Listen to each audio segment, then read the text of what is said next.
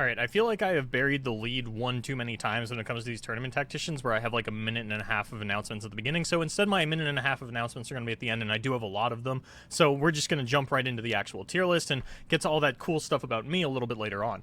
So ultimately, good news, bad news, both of them are the same thing. I was right about pretty much everything when it comes to the tier list. I'm really happy with the way that this one is solidified, and I think because we lost Cross-Shard, we're not going to see a lot of swings about the tier list from a week-to-week basis, because we're not getting the intermingling of international metas on a weekly basis like we used to, where there's been a lot of historical evidence of this. For example, when PNZ Ionia was one of the best combinations in the game, Europe was much more about Karma Ezreal, and North America was much more about the Vi Heimerdinger. And, there's been some subtle differences like that.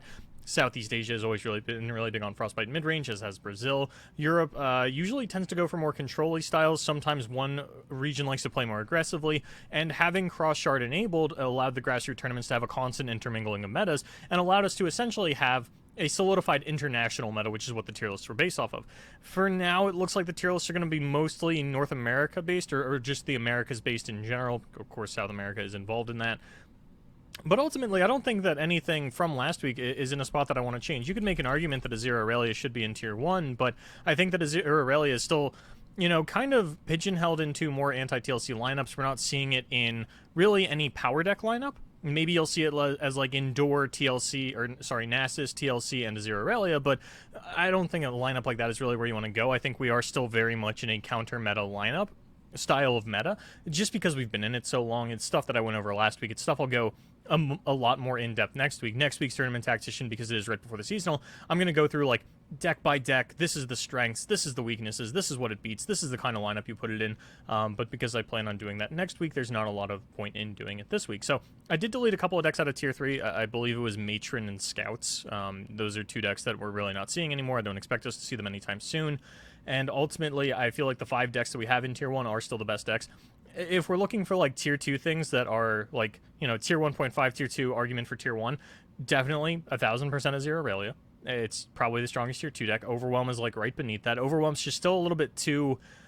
It's not as polarized as I want it to be, if that makes sense. I feel like it doesn't directly counter as many things as I want it to directly counter. It's like, 55-60% winning against some of the good decks, but it'll still just falter. The deck is kind of inconsistent in a way that I don't want it to be, and I think players just kind of need to figure out that magical extra whatever they need to kind of push this deck over the edge. But I think that Overwhelm is still really well positioned. Frostbite Foundry, of course, still a great addition to the triple Freljord lineup, all that kind of stuff. Deep has continued to impress. I'm really happy with my call to put this one in tier 1.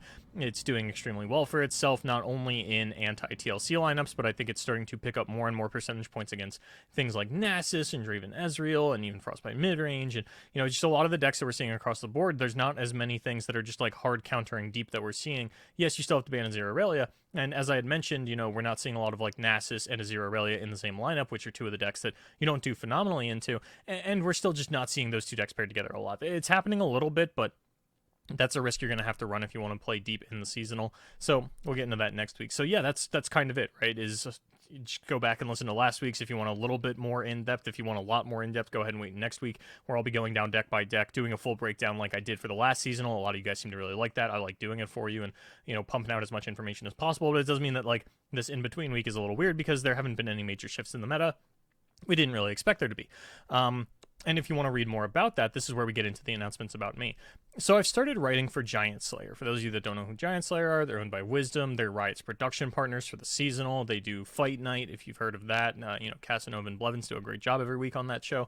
And I've started writing articles for them. 2 different article series that are each going to be coming out once a week. One of them is essentially a replacement for Tournament War Room, the LOR Competitive Week in Review. Now, the one that I did initially was a little bit of a meta breakdown if you want some more additional thoughts. And the link to this article will be in the description as well, because I want you guys to read my content, because I made it for you. It's specifically for you.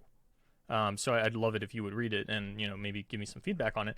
And this was like breakdowns of the tournaments that we saw over the course of the weekend. Now, it's not always going to be grassroots focused. I wanted the first one to be grassroots focused because, I was kind of setting the stage here. But as far as I know, there aren't any really big tournaments happening this weekend. If there are any, I'm expecting like, a couple 20-man tournaments to fire off, but I don't think there's anything going on. I'm not casting anything, certainly.